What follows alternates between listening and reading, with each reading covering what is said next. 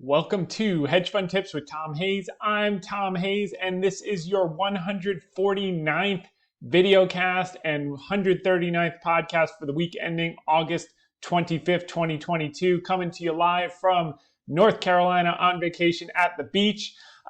Please excuse the tie and shirt. I just got off Fox Business this afternoon. I want to share a few quick photos with you, and then we'll get right down to it. Thanks to American Airlines, who kindly let my daughters sit in the pilot seat on the way down to Wilmington, and then we had to drive up about 45 minutes from there. But that was a lot of fun. This is on the beach. We do our morning walks, and I guess that was sunrise. The two girls. That's I don't know what's wrong with Caitlin's phone. We're gonna have to maybe switch to Android because I'm just not seeing the six-pack that I know I have there. It almost looks like I have a dad bod, but nonetheless, that's Mimi, my 10-year-old. This is the view this morning, and this was last night, a ghost crab hunt. They take the kids out, and they have all these crabs running all over the beach, and they catch them, and Mimi and Annabelle were very quick and caught quite a few of them, which was awesome. And this is from, I think, maybe lunch one day. But that's that. So we're having a great time. It's been a great month between Montana and now here, and then back home and back to work. So first off, want to do a little media. Want to thank Ellie Terrett, Lauren Simonetti, and Liz Clayman for having me on the Clayman Countdown today with my buddy Phil Flynn. This one was a lot of fun. You can check it out, talking about the Fed, what's going to happen tomorrow, what's happening with positioning in the market, and what happened today. The most hated group in the world, Chinese stocks, was the best performer. We'll get into that. Some good news, finally. Also want to thank Shauna Smith for having me in studio, Taylor Clothier, the producer, Jeff Cohen, and also Dave Briggs last Friday. I got to go in and do some stuff in studio. This was a great one. You also want to check that out as well. And then Phil Yin over at CGTN talking about real estate and the housing market. Thanks to Ryan Gallagher as well on that. Always a fun time talking with Phil. I want to switch over to print. Lydia Moynihan over at the New York Post, my favorite newspaper in the entire world.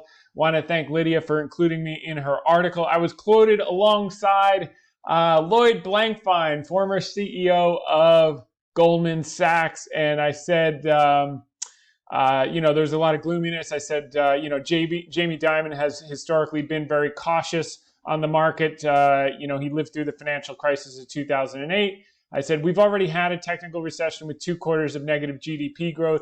The last time people had been this negative was March 2009 and April 2020, when the market had already bottomed and the downturn was in the rearview mirror. And I think we're going through a similar situation. I covered that on Fox today and on Yahoo, that the amount of cash that institutions are holding are higher than March 2009 lows and pandemic April 2020, which was a few weeks after the bottom in the pandemic.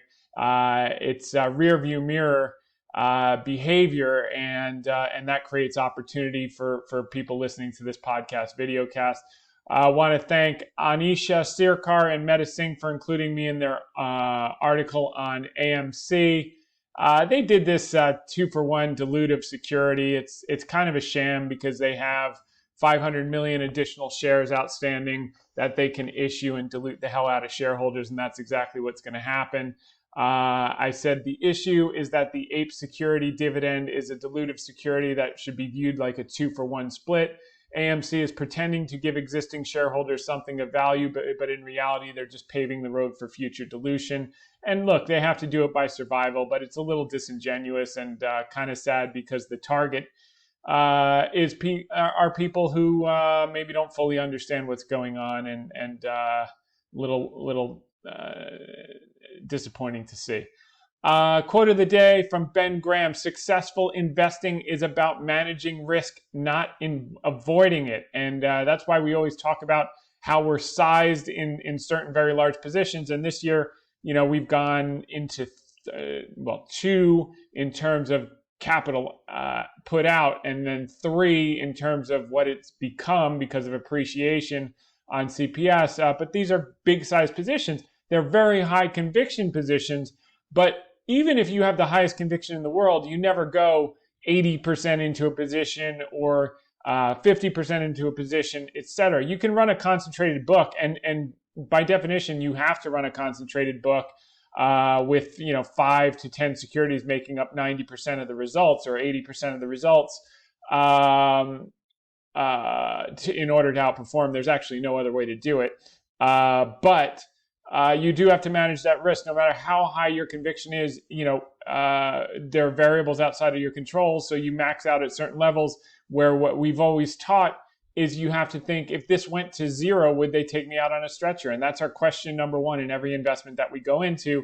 And 100% of the time, the answer is no, because we have non-correlated, concentrated bets side by side, so that if one black swans on us, we live another day and the others make up the slack, and then you move on. But in our case, I think we're going to be very, very pleasantly surprised and see all of them really start to hum. 2 out of 3 are starting to work aggressively in Biotech and Cooper Standard. And now BABA, we got some really great news today. So we're going to cover that. The Chinese stocks were the number 1 performers today, up between 7 and 9%. And the reason being is Wall Street Journal exclusive, and they tend to be very reliable with these exclusives, in that U.S. and China near a deal to allow audit inspection of New York listed Chinese companies. So basically what's happening is that they're going to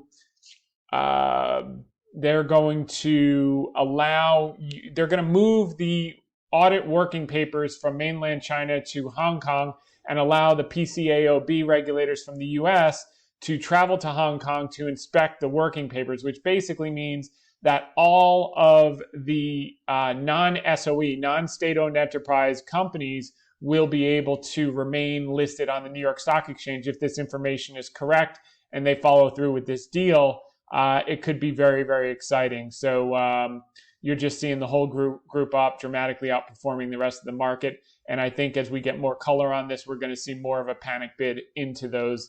And that's great, because not only have we been patient, but we've been consistently using the weakness over the months to add and brought our basis down. Once we're over 105, our blended basis should be in the ballpark of 113.50, which means that if this is right, you're going to see the stock at 150, 160 very, very quickly, and we're going to make a ton of money.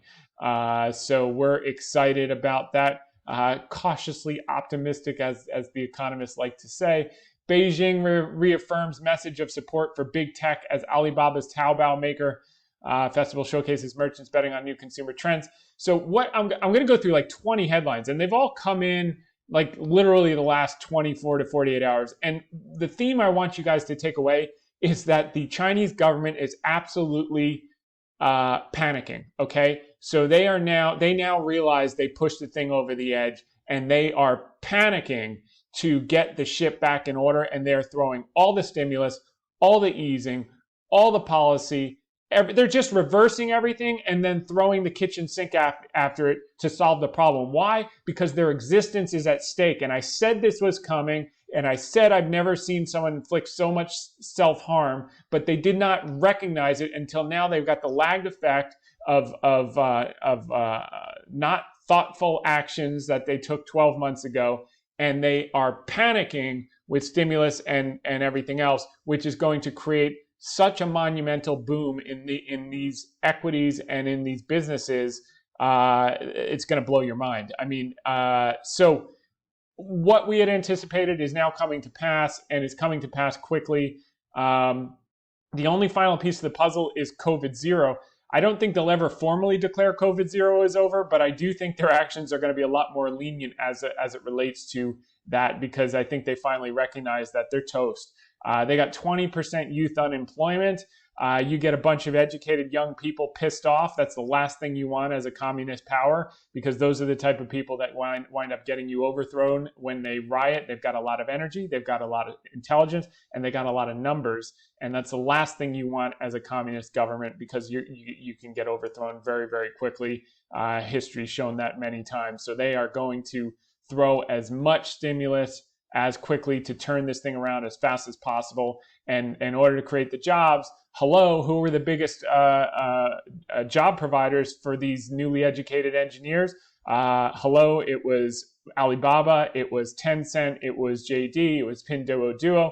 They're not hiring now. Joke's on the government. You figure out where to employ them. And they're going to have to give so much support to these platforms in order to get these kids employed that it's going to be absolutely mind-boggling. Like all politicians, Chinese, United States, they always come to the perfect conclusion after they've exhausted all other possibilities. And in part, it's frequently because most of the people running government have never run a business in their entire lives, and they don't know how to make the correct decisions, and they don't know how to see 6 to 12 to 24 months out the consequences of short-term emotional decisions. But that's the bad news. The good news is sooner or later they figure it out, and then they panic back into it. And we've positioned while they were screwing up, and we'll benefit while they're fixing it.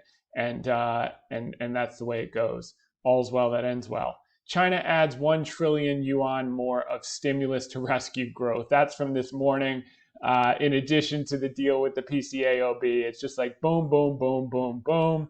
Alibaba, JD, other Asian stocks jump. This time, thank China's government. Who would ever thank China's government for anything after the last year?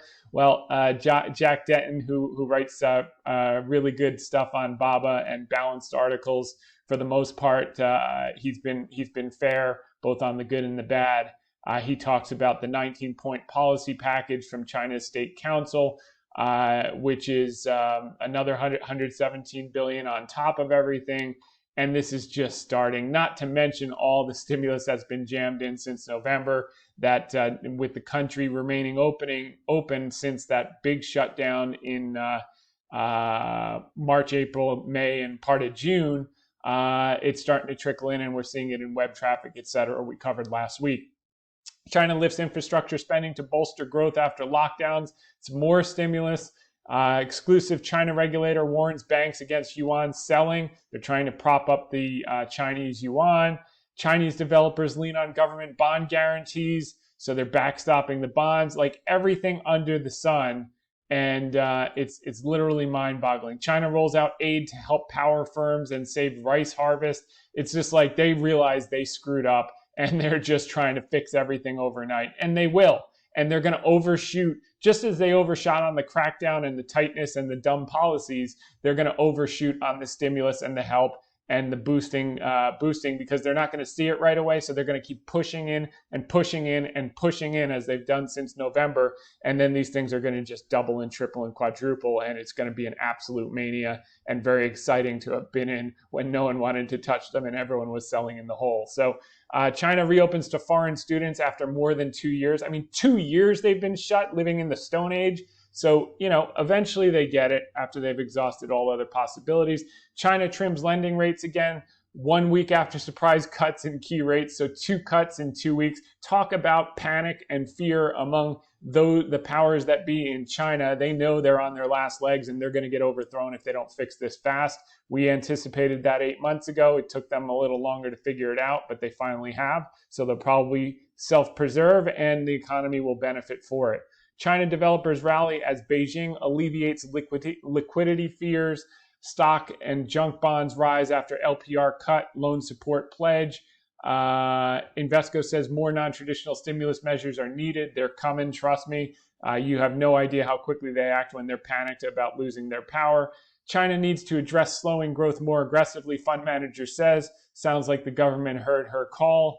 PBOC calls on lenders to stabilize credit growth, i.e. lend more, extend credit. We got to grow this sucker. We've gone too far. China plans $29 billion in special loans to troubled developers. Anyone else need money? We'll do it. We'll give it to whoever needs it. China's yuan falls after central bank cuts rates for the second time in as many weeks. China college grads can't find jobs. It's exhausting and I'm ready to give up. You don't want exhausted, educated young people in millions in your capital, because then you're toast. So they're going to have to figure this out quickly. And the number one way to get these kids employed is to give Alibaba, JD, Tencent tons and tons and tons of subsidies, supports, stimulus, consumption incentives, etc., which they've already been talking about and reiterating. China launches 200 billion yuan bailout of housing. PBOC has scope to cut rates by up to 50 basis points more, ex-advisor says. Now, institutional investor emerging markets have now become the safer bet. We agree. And then moving on to the rest of the world. So, wow, we got through that a lot faster than I expected. Hedge funds build the biggest bet against Italian debt since 2008. I covered this on Fox Business today. And the reason that's important is because it shows that quantitative easing is like the Hotel California. You can check in, but you can never leave. And we found that out in Europe. So hedge funds are as short against Italian debt as they were in 2008, which has forced the ECB to move from quantitative tightening back to quantitative easing. They're calling it something else. They're calling the blue sky green, but it's still the same blue sky. And they now have a bond buying facility for periphery bonds, i.e. they're back into quantitative easing, which is why I think you're going to see the Fed continue to lag behind on the quantitative tightening schedule in the US. They know that when you go too fast, you break things. They figured that out in 2018. They learned their lesson. And I think you're going to see a lot of talk about data dependence moving forward, which is code for we're going to talk a big game, but we're not going to do more than we have to because we don't want to tighten too aggressively and break things. So, and the market's now sniffing that out. So, as a matter of fact, it's such a funny exchange with Lauren and Phil. You have to watch that Fox Business thing. I said, oh, anyway, you just watch it and you'll see for yourself. It was funny. Stocks are set up to rally again as inflation drops and recession risks abate. Luthold's group, Jim Paulson. Jim is one of the best strategists in the business. You can read this on Business Insider. You can see it here. Followed by Marko Kolanovic at JP Morgan. He's one of the best. And he's gonna be the center point of our article on the week, because not only is he bullish on the overall market, but part of his thesis is that China stimulus is going to help recover the entire world, because they're in panic mode with massive stimulus. And now that the country's open for the last 2 months, we're going to start to see the result of that in this quarter, and that's going to help the rest of the world demand. Moving right along, a renewed Iran nuclear deal appears closer than ever. Here are the final sticking points. So maybe that they get that done. Anyway, no comment.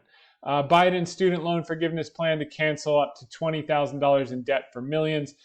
This is not about canceling $20,000 for anyone. This is about taking $300 billion from taxpayers who didn't go to college or did go to college and actually paid off their debts, and giving it to those people who are of voting age right before November 8th in order to buy their vote. It's nothing more. It's crystal clear. Otherwise, they would just say, if you paid off your debt already, we're going to give you $10,000 too and buy your vote as well. But it is what it is. But here's the net effect, guys and gals. Basically, what you have between the Inflation Reduction Act, which is a $600 billion buy now, pay later spending bill, repackaged as a hoax that it's an Inflation Reduction Act. So you got basically $600 billion of spending there, and another $300 billion of taxpayer money going to pay off $10,000 of student loan debt per person, two per household.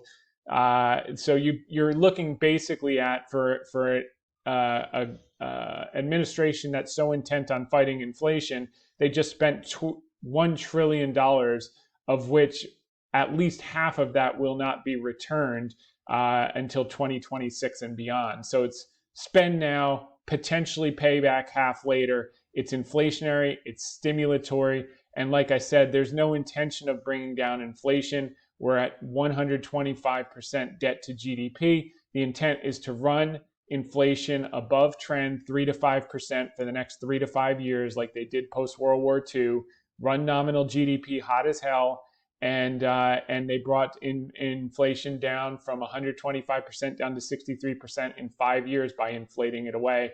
And you're going to see the exact same thing now. Who loses? It's a regressive tax on everyday people who have to buy stuff like food and gas and energy and electric bills and that type of stuff. And that's the path that we're on, and that's the path that the administration has chosen. So good, bad, or indifferent, it doesn't matter what you think. Some people like instant gratification, but just know, how to play the game, given how it's set up. We don't really care right, bad, right, wrong, good, bad. Just how do we position our investments so we can make the most money from the hand that we're dealt, and that's what we've been doing. But that's what it actually is, and that's why we're playing in the way that we're playing. And that's why we've been bullish when everyone else was under their bunker in June, with hedge funds selling at their highest rate since the 2008 great financial crisis. And we were telling people, if we're not buying it at this level of extreme pessimism and positioning, then we need to be in another business. And sure enough, we were in the hole buying from everyone else selling in the hole. We've had this rally. We'll consolidate it before, and then we'll move higher, as we talked about with Lauren and Phil on Fox today. Okay, article of the week: 3 investing themes for the next 3 years. By the way, for those of you asking about my golf game, no one got me on Eagle Point, by the way, which I'm very sad about. There's still one more day tomorrow for any of you North Carolinians. But a nice cardiologist reached out, and he's at a local club, and but he didn't have any friends at Eagle Point. I've been able to play 4 or 5 nines. I had 2 of my best ever in history. As many of you have been following me, I've not played in 20 years. I wasn't very good back then, and then I started up, 3-4 months ago, and I've just been refining things. And one, my friend Rob got my 60-degree wedge working last week. Number 2, I got my driver under control. And number 3, I've got my swing thought down to 1 thought, which is flying wedge, which might not mean anything even for some of the good golfers, but it's basically, having that right elbow in and the forearms together, and it's just kind of like a golf machine. Had 1-9 at 43, had 1-9 at 42, which was my best ever. I thought the 43 was a fluke until I shot the 42. Then I shot a 47 and 48, but I never thought it would be possible. So now, it's really just putting in the time, and you get the feel and you get the comfort around the green. So anyway, that's going in a great direction for those of you who asked. I guess we got a lot of golfers, but let's get down to brass tacks here. So 3 investing themes for the next 3 years. This is probably amongst the most important articles we've written this year. One is emerging markets, and we put out this chart last week from Charlie Bolello about emerging markets' relative return to the S&P 500 and how it moves in these trends, basically 8 to 12-year trends where one period the emerging markets dramatically outperforms the S&P, then the S&P dramatically outperforms emerging markets, and then emerging markets outperform the S&P. So we've just gone through a 12-year period where the emerging markets have had basically 0 returns, 28% as of last month, underperformed the S&P by 329%. The last time you had that level of underperformance was November 1994 to January 1999. In the next 11 years, you had 382% relative outperformance, with the emerging markets returning 392%. So we think we're on the cusp of that here. You can see these extreme levels, this kind of double bottom here, this double bottom here, and the conditions setting up. The trigger is going to be watch the US dollar. What's going to get the dollar to weaken? Commercials are already positioned for it. We went over that last week. The key is going to be first in, first out. The Fed was the first one in with aggressive tightening. I think they're going to be the first one out to slow the pace, which they've already started, and to actually pivot, which could be coming in coming weeks and months, depending on the CPI, PPI number, and jobs report. And on that basis, the dollar will actually start to plummet, and emerging markets will absolutely rip higher, rip higher. And the dollar doesn't even need to plummet. It just needs to stop going up. and grind sideways, and then emerging markets can take off, and it looks like they're ready to roll. So the biggest theme we're pushing is emerging markets. That's what we've been pursuing. We initiated this position with Alibaba. Alibaba is the fourth largest weighting in the emerging markets index. So as money begins to flow into the index, Alibaba will be a key beneficiary. While China represents over 33.5% of the weighting of the emerging markets index, 33.8 by the end of the month, they're increasing the weight.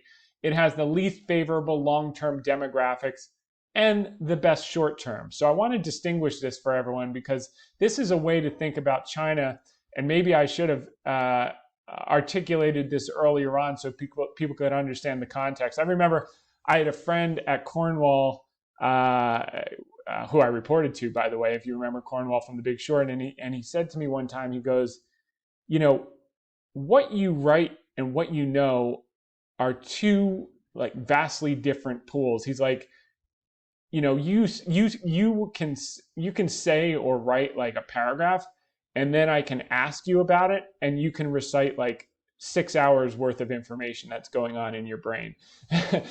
So you know, sometimes I simplify this stuff to put it in easy to digest and communicate, but there's a lot of thought that goes behind these positions, and they're more than one or two dimensional, I can assure you of that. But let's go into one of the dimensions. So for those of you worried that China will overtake the US as the world's leading economic power, I know there have been a lot of big voices out there saying that for years. You can rest easy that the one-child policy created an aging population that will look a lot more like Japan following the late 1980s than a new economic superpower. Recent policy decisions have cemented their fate, and even when reversed aggressively, which is happening now, it will not help their outlook in the long term. However, in the short term, in the next 3 to 5 years, we are very bullish on China, and we're more bullish on China than anywhere else in the world. The best investors in the world can hold two conflicting thoughts in their mind at the same time and still execute. And that's exactly what we're doing here. We see all the conditions set up for a monster rally in China over the next few years. And then after that, we will be laying this stuff off. When everyone's come to that consensus, we will be laying off at much, much higher prices, and we'll be moving on to countries like India, who are a little too young now, but are going to be right in their sweet spot when China and the US are weakening. So in short, the countries that will achieve the highest growth in coming years are those with the largest populations at or nearing the 25 to 35-year-old range, where housing and family formation is at its highest. I defy you to find one example in history when the country had their largest segment of the population aged 25 to 35, and over that 5 or 10 year period, they did not have a monster equity rally and huge GDP growth. It just doesn't exist. So spending and productivity accelerates into the late 30s and early 40s. In terms of age, the US has the most favorable profile outside of the emerging markets, but you can contrast by country to see where the future is headed. Japan enjoyed a demographic tailwind, a younger population from 1960 to 1980. The momentum carried their economy and stock market until 1989. Everyone pointed to their purchase of Rockefeller Center in October of 1989 and other prized assets in the US to explain why they would become the world's largest economy, just like we're seeing now. China buying farmland. If you remember, a couple years ago, they were buying all the apartments in New York. We know what happened next. They still have not recovered 3 decades later. So this was that period when they were, mid-30s to 39, 40, when the equity market peaked here, basically after a 5-bagger in a few years, 500%, and they've never recovered since. So if you look at the thick lines around age 73 to 74 on this demographic scale, that's right here. They're now 73, 74, plus you add a year, 72, 73, we added a year because this was conducted in 2001. The biggest growth in their economy and stock market occurred when the largest portion of their population was 30 to 39. So just to subtract the 40 years and,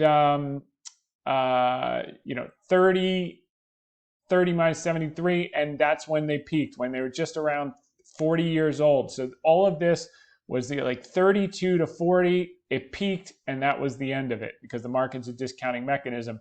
So these guys here were down here when you saw this move, okay? This, the largest segment, was down here when you saw this move, okay? And that's that. Now, so what countries have a large portion of their population that are 30 years old? That 30 to 35 is key. So China now, this is 2 years old. It's 32 to 36. That is peak for the next 5 years. So figure weighted is 33 and a half. That gives them a huge 5-6 year runway till they start hitting 39, 40. The market's a discounting mechanism. After a parabolic move, it'll start to crack. China above has an echo boom with a large portion of their population aged 32 to 37, green circle above. This is in line with our outlook that, like Japan in the late 80s, China will have one last spurt of parabolic growth and a stock market rally predicated on the idea that it all peaks when this segment ages into their early 40s. The last parabolic top was 2007, 15 years ago, when the last large segment of the population, the blue circle above, okay, was just hitting 40 years old. That was the peak after a 500% gain in the Shanghai Composite in the 2 years off the 15-year lows. So this is what happened, the last parabolic peak, from 1,000 to 6,000, 500% gain. And in the Shanghai, it was a 300% gain over the same period, just as they were peaking out at 39.40. So we've got 5 years here with this bump right here, which is pretty exciting. In other words, the next 3 to 5 years will be the best years in China for many decades to come. They're going to be the next Japan, but we want to ride that Japan from when? From 1985 to 1989, when they had this parabolic move of 400% in a couple of years. And we think we could see similar situation in China. Cut it in half, you're still going to make fortunes. So now, the key is, one of the keys that we spend a lot of time on is sentiment. So we expect a long-term peak around 5 years from now. In the meantime, we get up and dance while the music is playing, like Japan from 1984 to 1989. We could be seeing new highs for China before anyone expects it. This interview from yesterday, and how prescient, by the way, August 24th, shows just how hated China is right now. This is a sentiment check. This is not a criticism of anyone. That these people have made many good calls, many bad calls. It's just to get, this is just a barometer of the overall sentiment on China when the pessimism peaks. And that's usually the basis for rallies. And sure enough, the next day, what did we get? All the good news all at once, because everyone blinked and we're off to the races. So I think this will go down as an historic interview and turning point for China equities when people look back just a year from now. It will rival the China is uninvestable note that JP Morgan, that young analyst, dropped in March, on the exact day that China equities bottomed in March 2022. This is part two. I think yesterday was another intermediate term bottom, and this is the sentiment that dictates that viewpoint. So don't take this wrong, because I'm obviously a friend of your colleague, but your exposure to China is, frankly, I just can't get my arms around it. You're talking about we would use the recent pullback to add further to direct China. China is maybe, I think, one of the worst places in the world to invest. The communists have played their hand. They've shown.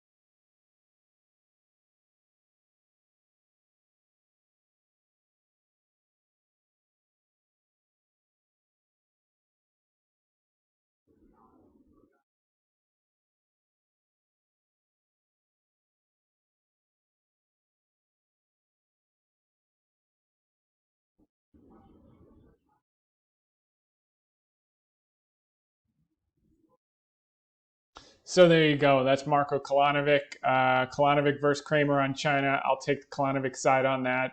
And I love what he said. So you had the commentary, worst place to invest in the world, and then the response like, by the way, the government was the same a year ago. Everyone was fine with it when the stocks were up. And then they, basically had to fight this once in 100-year black swan. They overshot on the crackdowns, and now they're going to overshoot on the stimulus, and that's really what it comes down to. But it's nice to hear it objectively from a third party, and I hope you found that helpful in terms of a sentiment barometer. Now, it's a bit early in India, but the future can belong to them starting in the 2030s. Their largest population is still in their early 20s, so still early days. But when we're laying out of China and US later in the decade, we will be aggressively buying India. And I know some of you will be with us then after having made a fortune on China. You'll be adding to your accounts, which will be exciting. But Vietnam is well positioned right now, right today. And we're going to actually start looking at some opportunities in Vietnam that have a large enough margin of safety. Indonesia is a favorable setup. Malaysia is well positioned. And last but not least, United States is perfectly positioned for the next decade. We're number one. So our job for investors will be to continue to find the best companies in each country that are expected to grow the fastest at the right time. We will build up positions when everyone is questioning the validity with their despondency, and sell off our positions when consensus has embraced our outlook with exuberance at much higher prices. This is what we have always done and will always do. It's in our DNA. And that's all I can do is explain it. I don't understand why everyone doesn't think this way. And I've come to the conclusion as I've gotten older, it's either in your DNA or it's not. And the investors that I've fortunately attracted and the people to work with me that I've attracted apparently have it in their DNA too, which is one of the reasons that we do these video casts and podcasts, is to attract the right people. So our core big bet outside of the US is China, because the timing dictates it. We believe we own the highest quality asset in the country in Alibaba. And as Marko said in the interview above, nothing has changed in the past year other than working through a once in 100-year event. Tight regulatory policy has now begun transitioning into monetary and fiscal stimulus in recent months. The government can't screw it up no matter how hard they have tried, even working overtime for the last 12 months. They haven't been able to screw it up. There are too many 33 to 35-year-olds starting housing and family formation, and the next 5 years will boom irrespective of who is in power. Demographics and spending dictate economic destiny. By the time we are out of China, we will be buying India hand over fist. In the meantime, we're starting to look closely for high-quality companies in Vietnam, Malaysia, and Indonesia. USA, however, continues to be number one and will be for the foreseeable future. Second is biotech. The biotech sector is now up about 50% off its May lows. We believe the trend is just beginning and will persist to move higher in fits and starts over the next 2+ years, similar to the 2016 to 2018, the last tightening cycle. We have covered this theme many times in the past few months, so we will not repeat it, but you can review it in previous notes and podcast videocasts here. And housing. We've done nothing material on this front at present because despondency has not yet set in despite higher rates and softening demand. People are still hopeful because of the supply-demand imbalance. If that sentiment changes during the slower winter selling season and the short-term, quote, voting machine puts quality businesses like home builders on sale, we will pounce. Until then, we watch and wait, fully knowing that the opportunity may not present itself with a large enough margin of safety for our liking. There is a 3.8 million undersupply of starter homes, and that is the area we would like to own if the opportunity becomes attractive enough. On Friday, I joined Shauna Smith and Dave Briggs on Yahoo Finance in studio. Thanks to Taylor Clothier, Shauna, Dave, and Jeff Cohen for having me on. My full and comprehensive current stock market outlook is all here, and I would couple that with the Fox Business interview from this afternoon for the most current view. Now on to the general market. The AAII sentiment dropped. People got more bearish this week. That's good for us bulls. Overall is neutral on the fear and greed. And this National Association of Active Investment Managers, what did I say? They missed the rally and they'd have to shake them out. They've done that. They're now down to 55% equity exposure, nowhere close. Any good news, they're going to have to chase up. Biotech earnings, Carter did the equal weight XBI. Estimates are up 6.73%.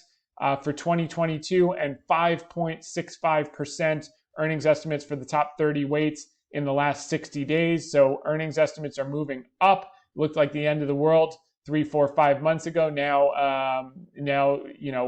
opinion follows trend.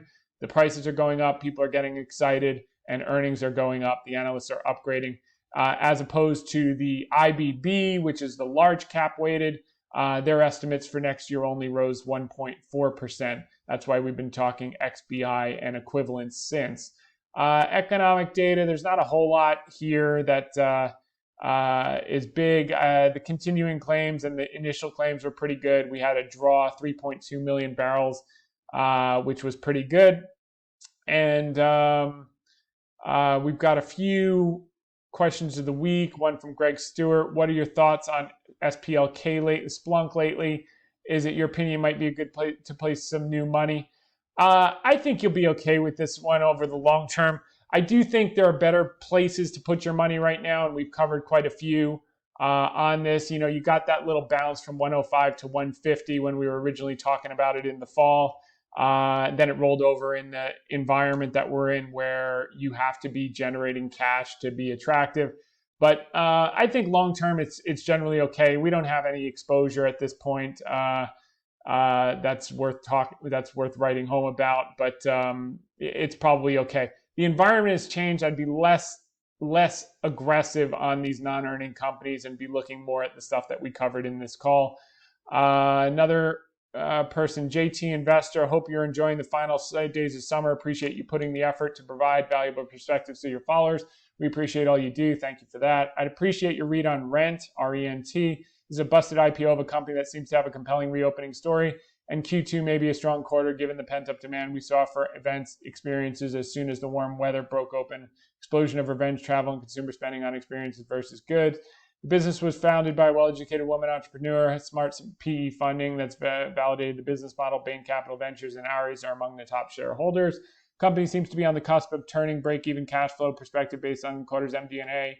On the earnings call, operating leverage may start to provide a benefit as customer subscribers drive top-line growth. The stock is trading around $5.52. Company gets some good press through major financial media, given the strong female representation. It may also represent an interesting recession play as customers can still afford rent. High-end clothing versus buying. I know it's not your knitting to play recent IPOs. Good, so you already know my answer. It's not my knitting to play recent IPOs. That's all you need to know. But this may fall into a special situation category since the company's IPO flop has already occurred, and a rebound could be kicked off when the company reports in September. Thanks for your consideration and enjoy your weekend. You might be right. I mean, I like the thinking behind it. It's not for me, and the reason it's not for me is because I pulled up the data. I don't want to gamble on whether it's going to turn cash flow positive or not. It's unproven. I don't have enough data to feel comfortable about managing through cycles, no matter how smart they are or how smart their backed up funding is, because this looks like crap to me. I mean, I understand that it's a black swan event, but for revenues to drop, basically 50% due to COVID, and then they're recovering, but they're still losing money. Maybe they turn cash flow positive. Maybe they'll be resurgent. But I think your better bet is honestly buy it at $10. If it does do the turnaround and you miss a one bagger and you pick up a 3 or 4 bagger, let's just see how it does, because there are a lot of these businesses. I don't know what moat they have renting out clothes. Like a lot of people do that, and there's got to be more to it. But anyway, I think it's good thinking. I would keep an eye on it, but I wouldn't be trying to pick the bottom here. There's just not enough track record to have any confidence. How can management, how has management performed through different cycles, through different stresses? And we only have one instance, and revenues dropped in half. So not in love with that for now. Paul says, hey, Tom, love the videos, love the interviews you do. I found you on Twitter, watch the VideoCast weekly now. Very helpful to have me as I share. Very helpful to me as I share your style investing, but I'm still learning. Keep it up, and thank you. Also look forward to hearing how the golf game evolves. Okay, good. If you get to Michigan, Forest Dunes and Arcadia Bluffs are some amazing golf courses. So yeah, I'll definitely put that on the list. So listen, I want to thank everyone for tuning in the final week of kind of summer vacation season and sharing 45 minutes with me. I'm going to get another round in tomorrow afternoon for sure. and we'll do some jet skiing in the morning. It won't be as much fun as Montana, but it'll be a good time. And we'll do some more nice restaurants and have a great time. And then back to it, back to Connecticut and New York on Saturday, and playing my home track. So we'll see you next week, same time, same place. In the meantime, thanks for listening in. Make it a great one. Bye for now.